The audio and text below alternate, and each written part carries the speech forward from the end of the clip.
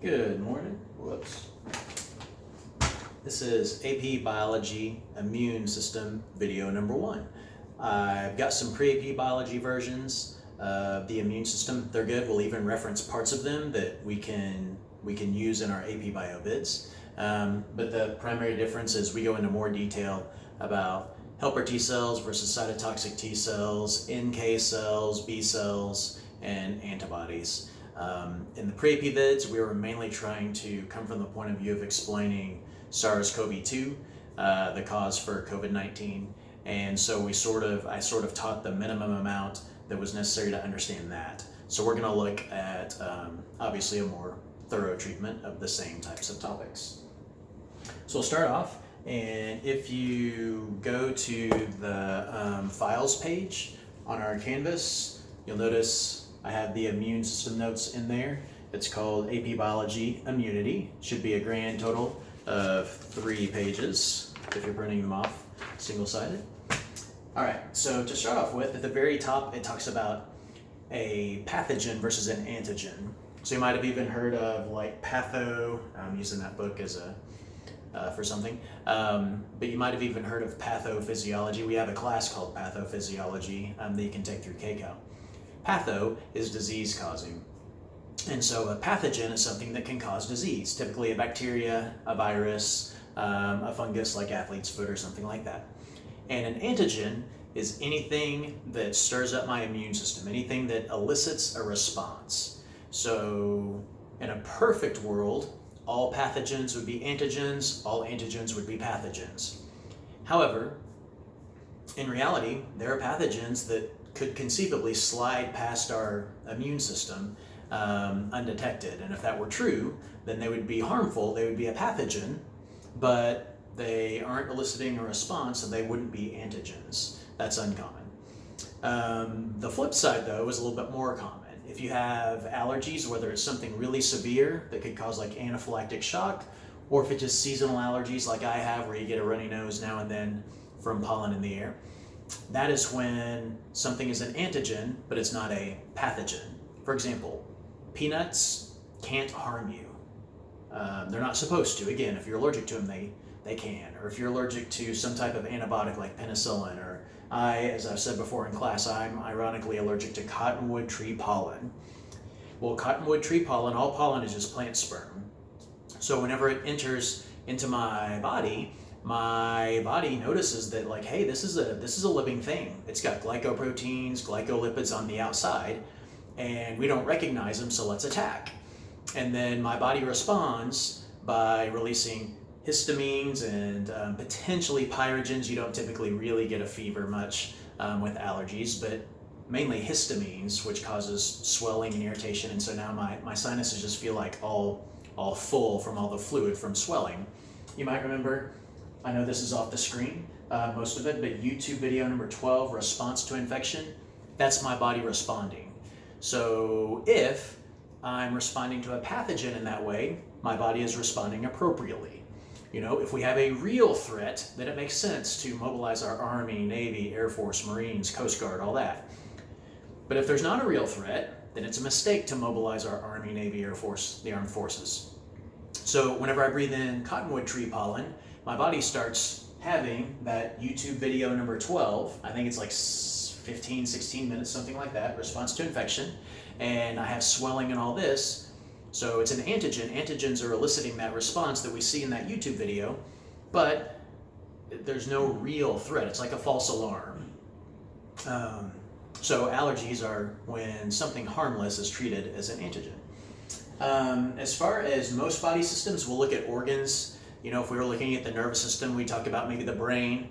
If we were talking about the respiratory system, the lungs, or the heart and the cardiovascular system. In the lymphatic/immune system, you have a lymph system. And a lymph system is something that most students know very little about. But if you look at this picture, it's not exactly one-to-one, arteries to veins to lymph system vessels. But essentially, whenever I have arteries running up and down my arm and veins running up and down my arms, I also have my lymph system is sort of like the same type of thing. I have lymph vessels that are running up and down my arms. And then in various places throughout my body, you can feel a lot of them up here. You have lymph nodes. So your lymph system is sort of like, it's like the sewage system, the drainage in the streets outside. When there's too much rain, it just kind of goes into the sewer system. And then what we would do is we would capture that water. We wouldn't just put it back into our drinking supply. We would first filter it through some sort of water treatment plant. The lymph nodes are kind of like the water treatment plant. So fluid ends up in my lymph vessels. They make it to my lymph nodes. In my lymph nodes, I have high amounts of immune cells, and they're basically clearing out bacteria, viruses, whatever bad stuff, whatever pathogens might be in there, hopefully clearing out the pathogens. And so what that means is if I go to the doctor, they can sort of check my lymph nodes. If I'm feeling sick, I've got these symptoms, that's why I'm at the doctor. And they might push around on my neck. And if they notice that I have some swollen lymph nodes along in here, like my lymph nodes right here are a little bit swollen. If they're swollen differently on one side versus the other, maybe this one's really swollen and these are really swollen and this one's not, then that means that I have some sort of infection on this side of my head and neck, because these lymph system vessels are all being serviced kind of by these lymph nodes right here. So if I had a spider bite right here, I might expect lymph nodes to be swollen around here. What they're going to find with me is I have seasonal allergies. So I'm just going to sort of have evenly swollen lymph nodes sort of all along in here because I'm breathing in, and I'm breathing in the allergens equally on both sides. So I'll be reacting equally. So when they notice they're swollen, if they're swollen evenly, they look at my throat, they might just say probably allergies. So lymph system. Another common player is bone. So this is a femur. The one right here is a femur. These look like they're ribs over here. This is a femur cut in half, and based on the view that we're seeing, if I were standing here, this would be like my right femur. You can kind of see that ball, and it attaches to my pelvis like a ball and socket joint. And if we cut through it, there's bone marrow in there. The bone marrow is not in here anymore. This is a bleached out bone. But if you've ever seen a T-bone at the grocery store, it looks kind of gray in there. That's from the bone marrow.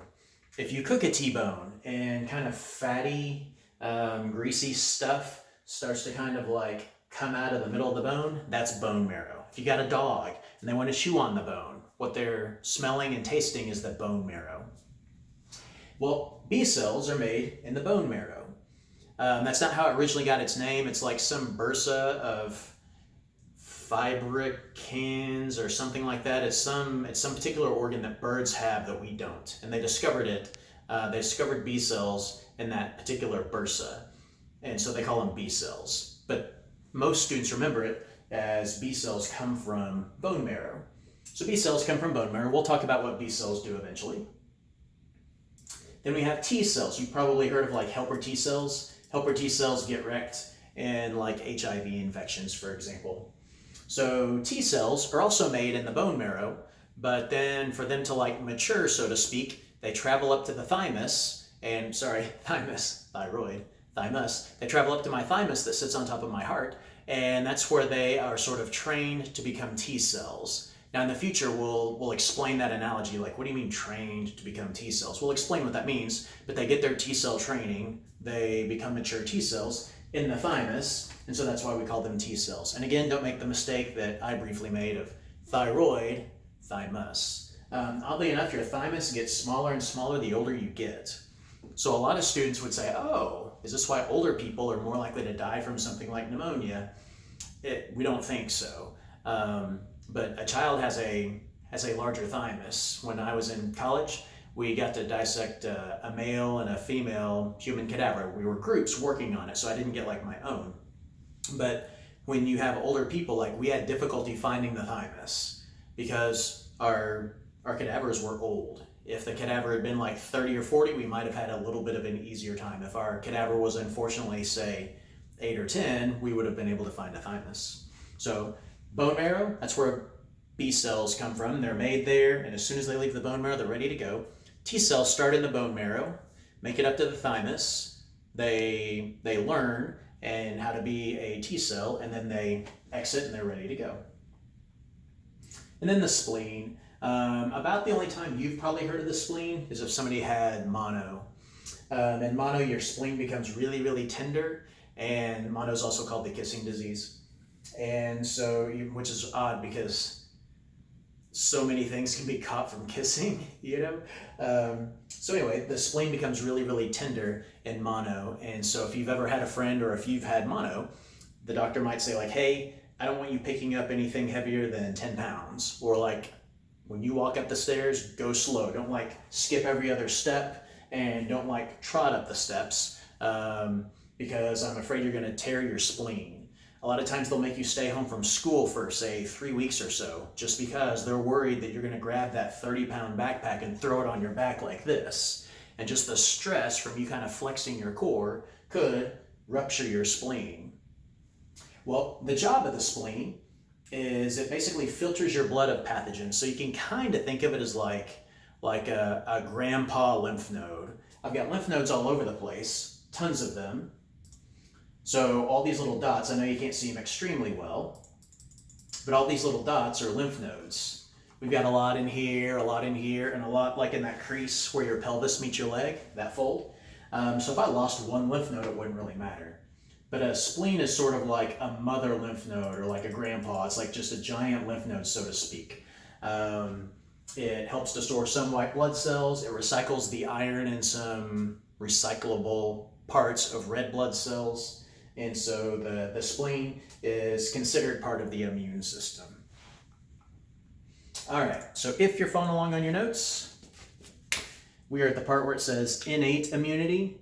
We used to call this non-specific immunity. So innate or inborn immunity is non-specific. So for example, phagocytes. Phagocytes try to attack and eat anything. They're big eaters, phagocytes. Osis, phagocytosis. Osis is a condition of, cyte, CYT is a cell. Phago is eat. So phagocytes go around and they eat stuff. Would they eat E. coli? They're supposed to. What about staph or strep? Yeah. They basically eat anything that they see as a foreign invader. So they aren't specific. Whereas our specific immune system, we'll learn about that also during this unit. Specific immune system is like, I'm making antibodies for SARS-CoV-2, and that's it. Or this vaccine is going to help me produce antibodies for the flu of 2017. I know that there's multiple flus, but let's say I get hit with this one version of flu of 2017. Specific immunity is good at killing that one thing.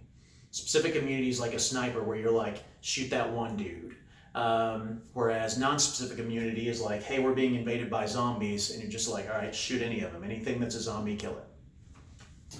I'm not saying my analogies are great. I'm just saying that they're there. So number one, the first one on there is a physical barrier, the skin. So this is my skin. If you kind of cut through my skin this way, this is what you'd see. So that top layer right there that's red, I'm going to call this red, and I'm going to call this, or I could call this pink and this white. That pink layer is actually 5 skin layers. So like if you've taken anatomy and you've learned about like stratum corneum and all that, those 5 layers are actually right there.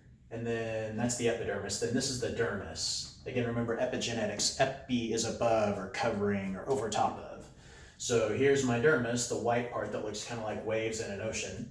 And then the epidermis is covering or on top of that. Okay, so if I zoom in on those 5 layers, I get this. And just some random trivia, these 5 layers are present like in your thick skin, the bottoms of your feet, your hands, stuff like that. The skin right here is called thin skin. It's only got 4 layers. It's missing stratum lucidum, the clear layer. So whenever we say we have 5 layers, it's not 5 layers of cells, it's just 5 different looking layers. So that stratum corneum is not just a single layer of cells. It can be many cells. And if I have a callus, maybe if I'm a carpenter or if I lift weights and I get calluses on my hands, then I can pile up even more layers of cells there. Okay, so here's the point. The skin is just a physical barrier. And what's interesting about the skin is the outer 2 layers, let me go back, the outer 2 layers of the epidermis are dead. That's significant and important because what that means is the layers of my skin that are touching the environment, so whatever environmental things I'm going to be exposed to, nail polish or paint thinner or gasoline when I'm filling up my car and I somehow get it on my hands because I suck at life, then now the parts of my skin that are touching the outside environment that could get mutated, they're not, like they're dead. These cells committed apoptosis a long time ago. They got filled up with keratin. You might have heard of keratin. Keratin's in your hair. That's what makes your hair pretty strong, considering how thin it is. So they get keratin in there, and then they're just sort of a waterproof layer. So my outer layer is all dead. That's significant because that means I can now cover my skin with some pretty harsh substances. So the pH of your skin is typically about like 5 or so, maybe in the low 5s. Well, water is pH 7. So you're like, all right, well, going from 7 down to 5, I don't know, that's like 12, 13% more acidic. No, it's not. It's a logarithmic scale. So going from pH 7 to 6 is 10 times more acidic. From 6 to 5 is 10 more. So that means that your skin, the surface of your skin, is 10 times 10, 100 times more acidic than just regular old distilled water. Okay, why doesn't that hurt my cells? Well, my cells are already dead.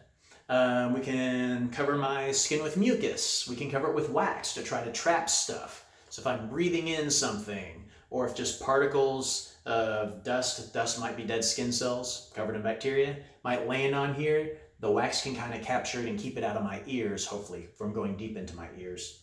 So I can cover this with like salty sweat that might be kind of too hypertonic for cells. I can cover it with an acid solution and everything's going to be okay because I'm not going to worry about hurting my own cells. They're already dead.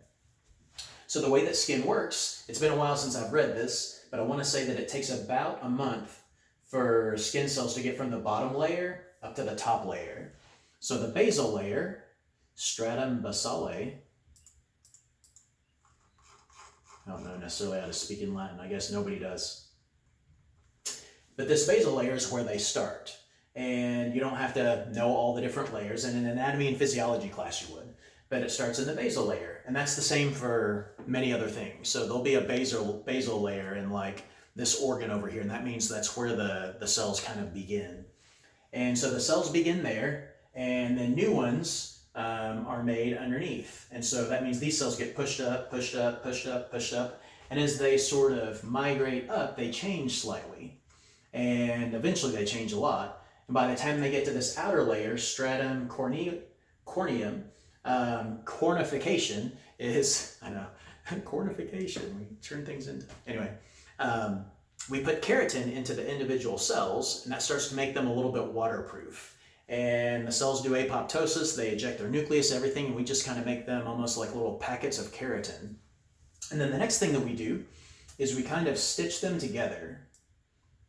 So here's a skin cell, or here's a cell, and here's a cell, and they're sort of stitched together with these things called desmosomes. So in my skin, I have desmosomes. And a desmosome is where I have one cell here and one cell here. I can see the cell membrane from my right hand cell and a cell membrane from my left cell, my left hand. They're joining together, and I have these substances that are kind of joining them together. And I have keratin. Keratin in this picture is the red stuff, and it's sort of just like stitching these cells together. Those chemicals in the middle, you won't have to know the name of them or anything, but it's called cadherin. Kind of like adhere, but with a cat. So it's like a cat sticking to you. And the way that they work is they sort of join like this. So it's almost like here's a cell, and then have like a little hook here, and like a little hook here, and then the cells sort of like hook together. And I just have like tons and tons and tons of hooks. So they kind of act like zippers that sort of hold these two cells together. Desmosomes. That's why my skin doesn't tear very easy, because desmosomes are holding them together. It gives you strength against like shearing or twisting force. Another thing that I'll do, we'll come back to this medical picture in a second. Another thing that I do is, so let's say I've got here's my cell, here's a skin cell, here's a skin cell, here's a skin cell. So first off, desmosomes, are going to kind of sew them together, kind of like sewing a button on a shirt. And that makes it hard to tear the button off the shirt. But then I also want to make them waterproof. So I fill them with keratin. That helps to waterproof them.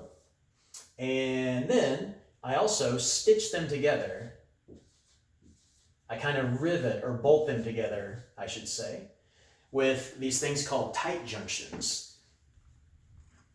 And in a tight junction, I know that's a guy sneezing. You're like, what was going on? In a tight junction, I take this cell on the right and the cell on the left, and I just sort of rivet it like that. And that makes them leak-proof. So outside, let's say that this is outside my body. This is my skin, and now this is the inside. So inside, outside. Now, if there's a bacterium out here, or maybe a coronavirus, this right here is my skin is watertight. Well, water is H2O. These guys still have like genetic material and amino acids and everything else. So if water is small, if water is as small as it is, H2O, and it can't get through, then these guys can't either. So I'm now making my skin waterproof and bacteria proof and virus proof. So these viruses, these bacteria land on my skin. Let's say that I'm next to this dude in line, and he's not wearing a mask. And so right in front of me, this dude turns around and does this. He's in front of me, crap, she's behind me and she does that. And then I'm at a store, and so the checker does this. Well, if it hits my face up here, there's a lot of places that don't have keratin. The difference between, one of the main differences between my lips, other than nerve endings and stuff, the difference between my lips and this is keratin. So this is more waterproof, bacteria-proof, virus-proof than like my lips are. Start looking down in there and even less so. So my point is this. If bacteria and viruses get sneezed onto my skin and I don't have any cuts, then now they're just sitting there bathing in salt and mild acid, and they're not penetrating my skin. So my physical barrier worked. And it's all because of these desmosomes and such. Okay, now, I did want to show you an example of why desmosomes matter. So this is called Haley-Haley disease. So two Haleys, they were related, discovered this together. And what happens is if you have poor desmosomes, so now my skin is not held together very well. And so with shear force, what ends up happening is my cells kind of rip apart. If I were to go like this, I've got good desmosomes, so my skin doesn't tear. But if I have Haley-Haley syndrome, it can tear. And so what that means is people tend to have lesions that look like this in places where there's like high friction. So this is actually a person's armpit. So if there was armpit or anywhere that you have skin folds, like again, where your pelvis meets your leg and you kind of have that crease there. So imagine the pain of like having that in that leg crease. Plus there are other creases around there. So when you have warmth, moisture, and friction, that's your enemy when you have Haley-Haley syndrome. And then if you live in Texas, you're basically just screwed. Next up, we don't want to talk about skin forever. So to kind of conclude the skin thing is as long as I don't have any cuts, this is a pretty good barrier. Again, it's waterproof, bacteria-proof, and everything else. But if I get a cut, then now all of a sudden stuff can get in. So if that guy sneezes on me with his SARS-CoV-2, then I might be kind of in trouble. By the way, quick aside, when this guy was sneezing, those are what we call droplets. An aerosol is this. So one of the arguments for SARS-CoV-2, which causes COVID-19, is that we know that it can spread through droplets. And so because of that, if I just sneeze into the air and you're a few feet away, maybe 3 or 4 feet away, I might actually be able to hit you with all this nasty, right? That guy might have just like smacked me in the face with all of his like nose, snot, saliva stuff right there. So if he was instead wearing a mask, then, you know, that mask would kind of catch a lot of that crap. An aerosol is different. So droplets basically shoot out and then kind of fall to the floor. Imagine if I had like a spray. I don't want to spray this. but I've got a sprayer. I spray it and it comes out as a mist. It's kind of like shh. And then with gravity, it falls to the ground. So within, I don't know how many seconds or maybe half a minute or something, all those particles fall to the ground. So if he sneezes and I just like hang back for a few minutes, then I can walk through that area and I'm okay. But if it's an aerosol, more like fog, then some experiments on SARS-CoV-2 in a lab, they were able to create an aerosol and it could hang in the air for 3 hours. Now they got conditions just perfect to kind of keep it in the air for as long as they could. So in reality, it's not really going to hang out for 3 hours, most likely. But now if I go to Walmart, if it's just passed through droplets, this guy's in the cereal aisle and he sneezes, if I walk through the aisle 5 minutes later, I'm good to go. But if instead it's an aerosol and he sneezes, if he sneezes at 1 p.m., and at 1:15 I decide to leave my house and drive to Kroger, I'm working my way through, and at 2 o'clock I make it to the cereal aisle, it's still sitting there. So when I take a breath in, I just breathed in SARS-CoV-2.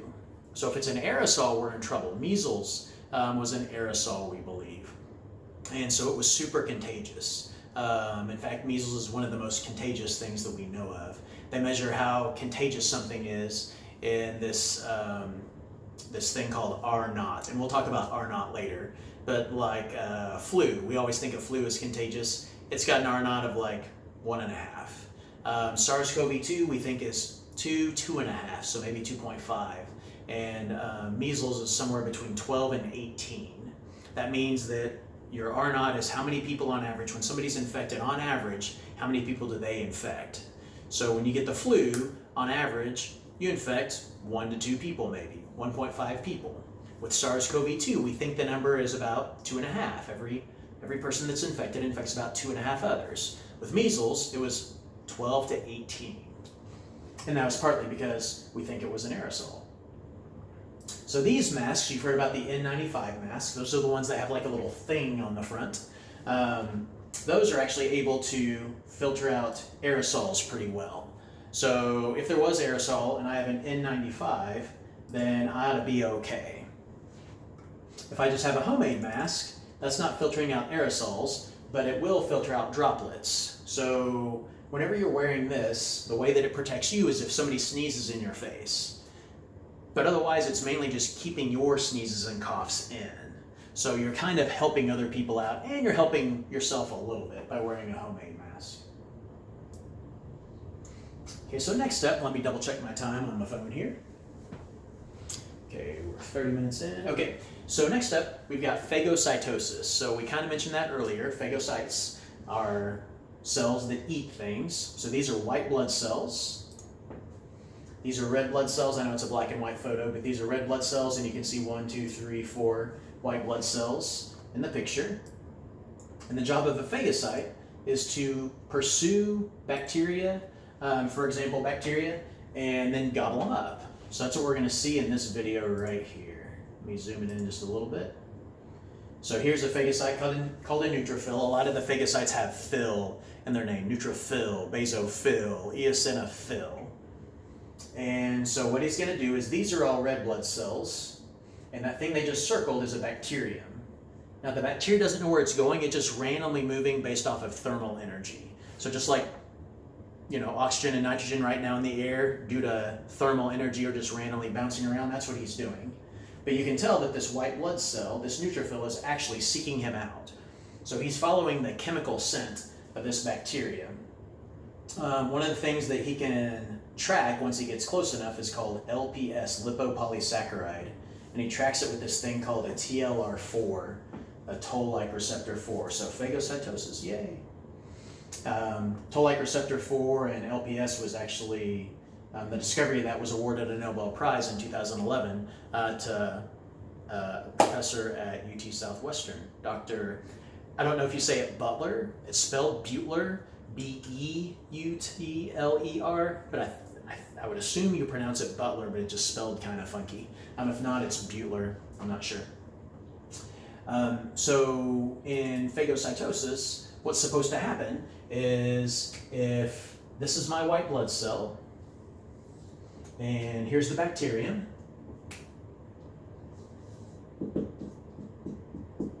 Then I'll engulf. So again, I might have that TLR4, a toll-like receptor, and it binds to lipopolysaccharide. Lipopolysaccharide is found on gram-negative bacteria.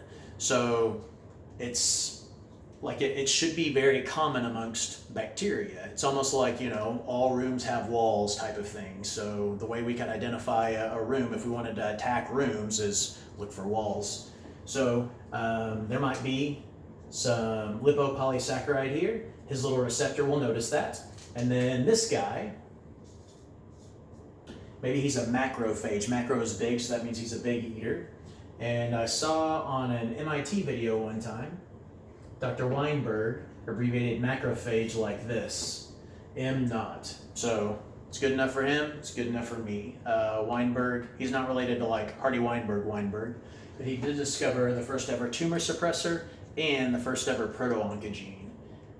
So like, he hasn't won the Nobel Prize yet, but he's one of those people that's probably in the talks. Like he probably is getting votes for Nobel Prize. So if it's good enough for him, good enough for me.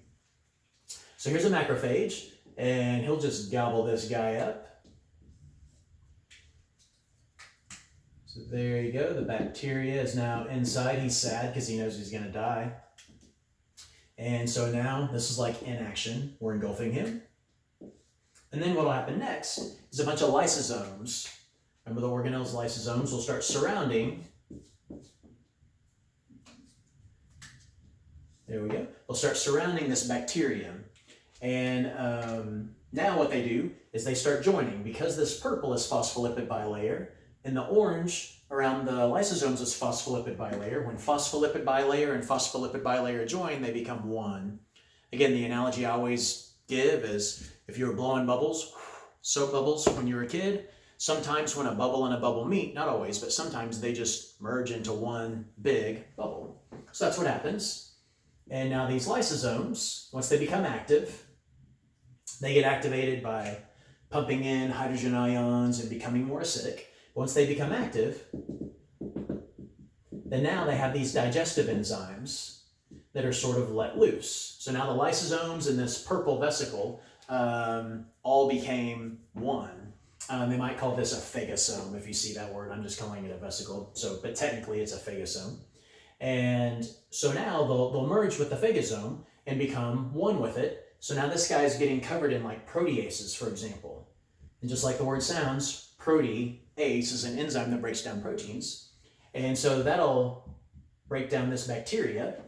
Then I just take that vesicle and I go back the other way in exocytosis. I'll just barf out all the bits. So that's how phagocytosis is supposed to happen. So here's phagocytosis. Here's a white blood cell in purple, and he's gobbling up these green bacteria. Here's one that's in orange, gobbling up some green bacteria. Colors are added. We saw this one earlier in the year. This is a white blood cell in yellow, gobbling up some orange rod-shaped bacteria. And this is a big eater. So you can see, here's my macrophage, and he's gobbling up 1, 2, 3, 4, I kind of lost count, like tons and tons of bacteria that he's eating. And so hopefully he'll kind of immobilize them in here and then destroy them. As far as phagocytes, you don't have to know the names of all of them. In a physiology class, like a human anatomy and physiology class, you might. But again, like I was saying before, a lot of them end in phil, basophil, eosinophil, neutrophil. Some don't, like macrophage, but phage sort of lets you know that it does phagocytosis. And the different ones have different specialties. So under a microscope, they look a little bit different. Like those are neutrophils. And like that's a basophil. They look different. So they actually look different under a microscope. That guy right there is an eosinophil. And the reason it matters is this. Let's say I go to the doctor and they can't figure out what's wrong with me. You know, flu test, I'm clear. SARS-CoV-2, I'm clear. Strep, I'm clear. So then they might do blood work and just see, hey, let's look at like your white blood cell counts. Are any of your phils like extraordinarily high or super low? So different phils have different specialties. For example, eosinophils are really good at attacking parasites. So like, let's say I drank some water, I was camping, I drank some water, I thought it was clean and it wasn't. And so I'm infected with some sort of parasite. Well, now my eosinophils are good at attacking parasites. So my eosinophil count should be high. It's a little bit like, this is not a perfect analogy, but it's a little bit like if as a citizen I was trying to figure out, I found out we were getting invaded. And I wanted to know, were we being invaded by land, air, or sea? Well, if I knew that our Navy was becoming mobilized, not immobilized, if I knew that our Navy was becoming mobilized, I'd be like, oh, they're attacking by water. Again, not a perfect analogy. If Army and Marines, then it's like, oh, we're being attacked by land. Or if it's planes, oh, our Air Force would be mobilized. That's kind of the idea. So we'll look and see like which basophil, eosinophil, neutrophil, or macrophages and stuff, what do those levels look like? And that might kind of give us a hint as to what kind of infection we have, right? Something bad's going down. Well, who showed up? The fire department showed up. I think the bad thing that went down was a fire. You know what I mean? Whereas if it was an ambulance and cops and no fire truck, then it's like, all right, maybe something else, but like not fire. So based off of who responds, I can kind of figure out what the original problem is. Speaking of problems, this one will be a little bit tough to see. So if you can't see it and you want to, if you YouTube Listeria infection, this should pop up pretty high up there. But this is a white blood cell, and what has happened is this white blood cell, this whole thing right here is a white blood cell, that's the nucleus. And in this white blood cell, it gobbled up Listeria bacteria. But then those Listeria bacteria, before lysosomes came in and destroyed them, they now broke out of the phagosome and then started reproducing. So all these things flying around that look like little ants running around with comet tails, that's Listeria. So it's brilliant. It's almost like the Trojan horse thing. If I'm a bacteria and I wanted to invade cells, normally bacteria don't invade cells. So this is pretty rare. I think tuberculosis does this too. But if I wanted to get inside of a cell, then one thing I could do is I could allow you to capture me. And then once you capture me, I'm inside and I break out of jail, kind of like the Trojan horse. If I can't penetrate the castle, I will let you capture me. And then once I'm inside, I'm going to break out and wreck the castle. And so that's exactly what's happening with Listeria. So our phagocytosis started, we engulfed, but we didn't kill, and then they broke out. You might have heard of Listeria. I don't remember how many years ago it was, but Bluebell ice cream, they took it all off the shelves because of Listeria contamination at some plant. That was like 5 years ago or something in Texas is when I remember about it. So every once in a while, phagocytosis just sort of backfires. Next up is, after phagocytosis, immunological surveillance. So this is a cytotoxic T cell, but ignore that for a second. We have cells called NK, natural killer cells. And I'm going to put a protein on them that looks like a hook, just because. And what NK cells do is they do what we call immunological surveillance. They aren't the only ones that do immunological surveillance, but they are one of the types of cells that do it. And their job is to check your own cells to see if they're still healthy. So NK cells aren't really capturing bacteria or viruses or fungus or something like that. They're generally checking my own cells. So they're checking like Mr. Cotton liver cells to see if they're all okay. And if I had hepatitis or something, like viral hepatitis in one of my liver cells, then they're going to try to identify it and kill it. So immunological surveillance. We'll actually talk about how they do that here a little bit later, but they're the ones checking them out. Now, what you're seeing in this picture, like let's say that this cell has cancer, then it's a Mr. Cotton, let's say liver cell, but it has cancer.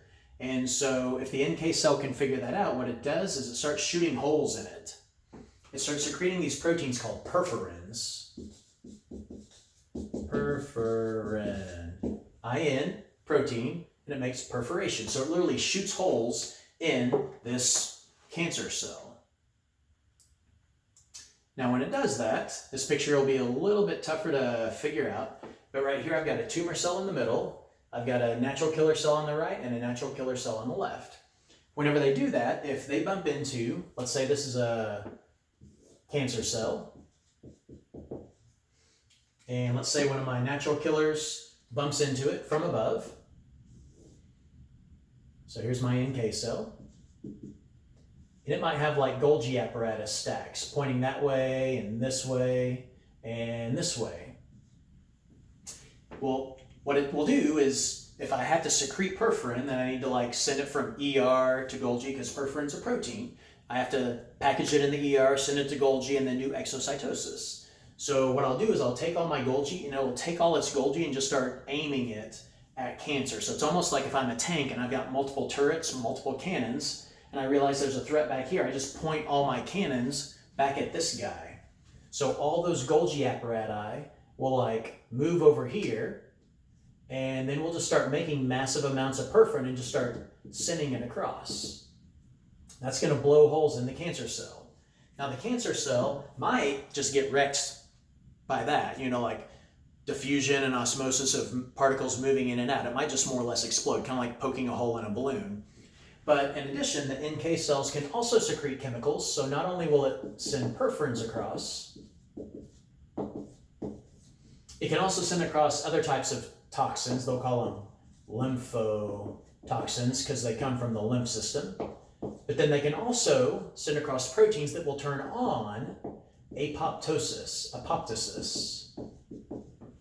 And so now proteins will go in here and tell the cancer cell to kill itself. And the cancer cell says, all right, and now we prevented that cell from dividing again and becoming like a giant cancerous tumor.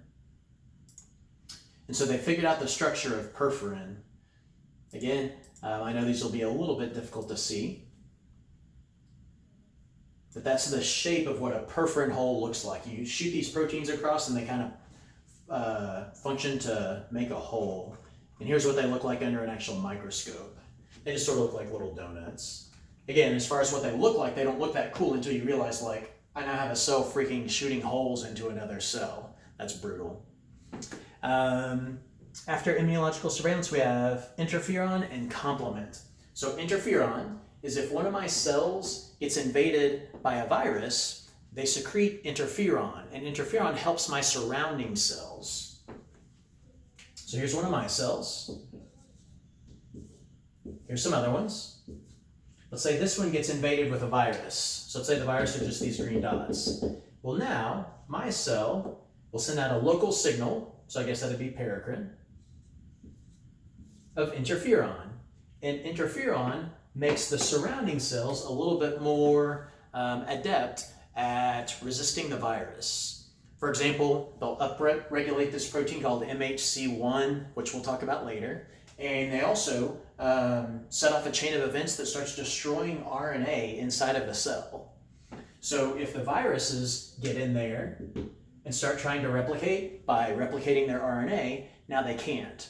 Now that's also dangerous for the cell itself because it also wrecks their RNA. So it's almost like chemotherapy. Chemotherapy is poison that's good at killing cells. So if I'm a cancer patient, I want to take enough chemotherapy drugs to like kill off the bad cells, but I don't want to kill so many good cells that it kills me. So there's kind of a balance, and somehow cells strike that balance. I don't know how, but they can send this out, and now my cells from interferon, it interferes with the ability of the viruses to replicate in surrounding cells. So that's a pretty cool trick. And the last one that I wanted to mention on there is complement proteins. Complement proteins are just free floating around in your bloodstream. And if they come across a bad guy, like maybe another bacterium, and he's covered in antibodies, we'll talk about how he gets covered in antibodies later. If he's covered in antibodies, then these complement proteins just start inserting in him. So it's almost like antibodies are a sign. Let's say that I could put a sign, I gave this analogy recently in the pre-AP videos. If my house is for sale, I can put a sign outside that says for sale. Well, putting antibodies on something is basically a sign that says kill me. And complement proteins say, I'd be much obliged. Get it? Compliment? So I guess that's not really a compliment saying I'd be much obliged. It just seems like you're getting ready to say something nice. So this says kill me, and these complement proteins are just free floating around. There's like 20 of them or something. So they have, different numbers and stuff, but I'll just say like, 1, 2, 3, 4. Complement proteins are free floating around in your bloodstream. It's supposed to be something like around 10% of the serum proteins in your blood are complement. They're floating around. When they bump into something covered in antibodies, they start inserting. So like protein 1, and that attracts protein 2, and protein 3, and protein 4. Once they all get in there, it's almost like an umbrella. Once all the proteins get in there, then they kind of pop open like an umbrella, and they create a hole. And so complement works the same way. It's different. Perforin creates holes, complement creates holes, but perforin is more like hand-to-hand combat. This NK cell sends out perforins to attack that cell. It's face-to-face. Complement is floating around everywhere in your body. So when these guys sort of get tagged, it's almost like if we had some sort of poisonous gas that we just released into the air, and then we went around and said, all right, everybody that is in this category, attack them. And we did. So everybody that's in this category, covered in antibodies, anybody wearing a green shirt, have the poison infiltrate them. And you immediately just have like tons and tons of people dying. This is gruesome. But that's what it would be like here. So complement proteins are always floating around, and whenever you cover something with antibodies, you're saying kill that one and that one, leave that one alone, leave that one alone, cover that one with antibodies, kill that one. Complement. The last part on your notes for the front page is 6 and 7, inflammation and fever. And again, that's YouTube video 12. So AP Bio review video 12 is inflammation. That's the one where we're talking about